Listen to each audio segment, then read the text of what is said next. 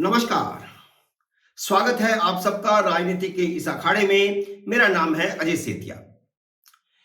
मित्रों, आज मुद्दा है 370 पर सुप्रीम कोर्ट की सुनवाई का।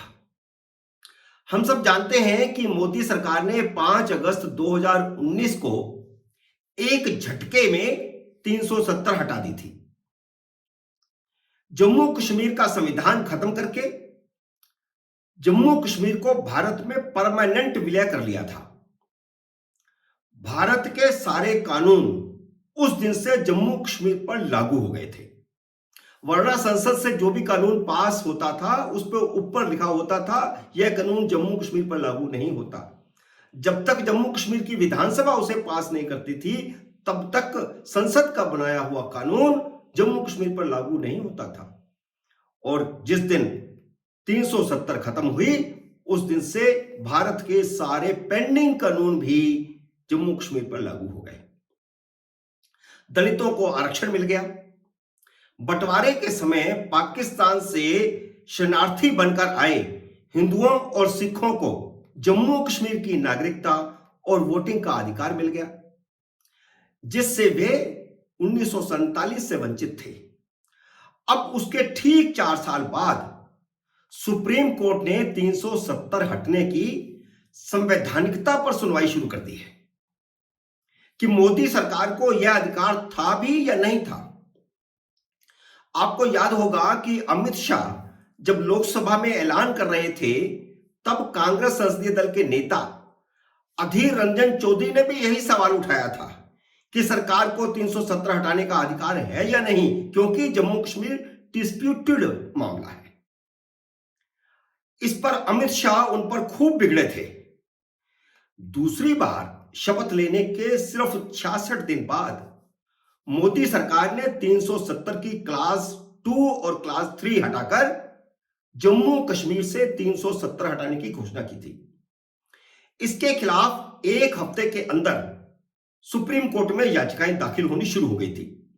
हालांकि 370 और 35A के खिलाफ सुप्रीम कोर्ट में 2013 से याचिकाएं पेंडिंग थी, जिस पर उस समय के चीफ जस्टिस दीपक मिश्रा ने 5 सदस्यीय बेंच बनाने पर सहमति भी दे रखी थी, लेकिन बनी नहीं वो बेंच। 2019 में जब 370 हटी तो दूसरी तरफ से पहले इसको हटाने के लिए थी, फिर हटाने के खिलाफ लगभग 20 से ज्यादा याचिकाएं दाखिल हो गई। उन याचिकाओं पर 4 साल बाद सुप्रीम कोर्ट जागी है। अब अगले लोकसभा चुनाव में सिर्फ 8 महीने बाकी रह गए हैं, तो 2 अगस्त से रेगुलर सुनवाई शुरू करने का ऐलान किया है सुप्रीम कोर्ट ने। 5 विधानसभाओं के चुनावों से ठीक पहले सुप्रीम कोर्ट ने भारतीय जनता पार्टी को अच्छा खासा मुद्दा थमा दिया है। कम से कम 2 महीने तो हफ्ते में 3 दिन सुनवाई हुआ करेगी। 370 के विरोधियों की दलीलों से राजनीतिक पारा गर्म होगा, पारा चढ़ेगा, माहौल गर्म होगा। फिर सरकारी वकील भी 370 के पक्ष में माहौल बनाएंगे। जो दलीलें वे कोर्ट में देंगे उनकी रोज खबरें छपेंगी, टीवी चैनलों पर आएगी, माहौल बनेगा। यह ठीक वह समय होगा जब चुनाव प्रचार अपने शबाब पर होगा। 370 के समर्थक भी खुलकर सामने आएंगे। सोशल मीडिया पर खूब मुद्दा बनेगा, जिसका भाजपा को फायदा ही होगा। और कांग्रेस भी अपनी गलती दोहराएगी। जैसे दिग्विजय सिंह लगातार कह रहे हैं कि केंद्र में अगर कांग्रेस की सरकार बनी तो 370 दोबारा लगाएंगे। माहौल तो 11 जुलाई को ही बनना शुरू हो गया जब सुनवाई करते हुए कोर्ट ने शाह फैसल और शाइला रशीद को अपनी याचिकाएं वापस लेने की इजाजत दे दी।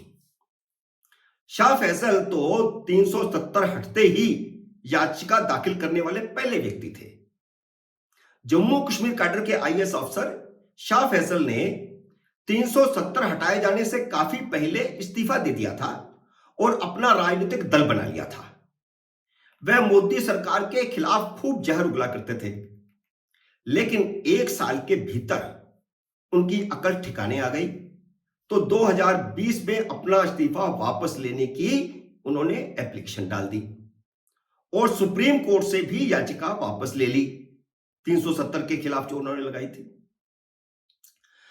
तब उन्होंने 370 हटाए जाने का समर्थन करते हुए एक ट्वीट किया था। जब याचिका वापस ली तो उन्होंने एक ट्वीट किया था जिसमें उन्होंने लिखा था, मैं कोट कर रहा हूं, मेरे जैसे कई कश्मीरियों के लिए 370 अतीत की बात हो गई है।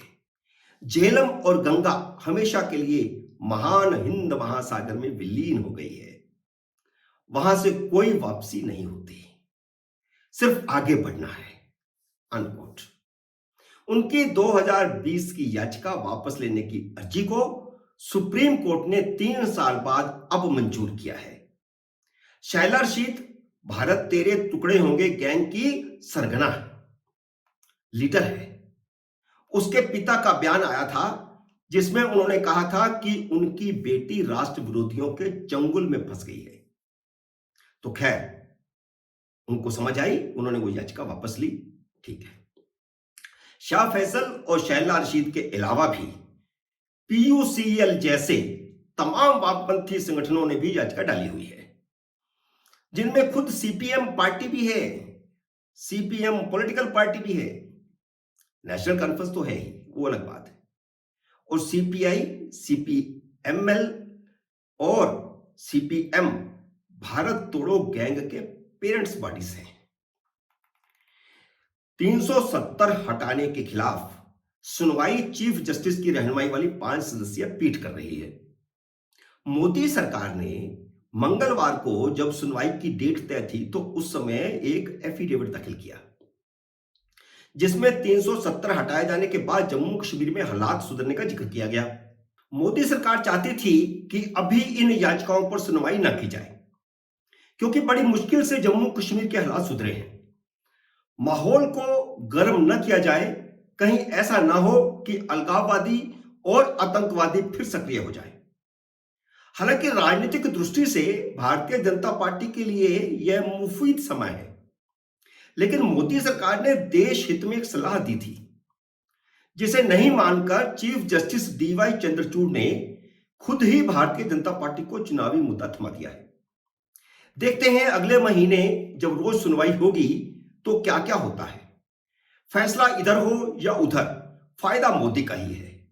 मित्रों, उम्मीद है मेरा यह वीडियो आपको पसंद आया होगा। इसे लाइक और शेयर कीजिए, और अगर आपने अभी तक मेरे YouTube चैनल को सब्सक्राइब नहीं किया तो कृपया सब्सक्राइब करके अपना आशीर्वाद दीजिए।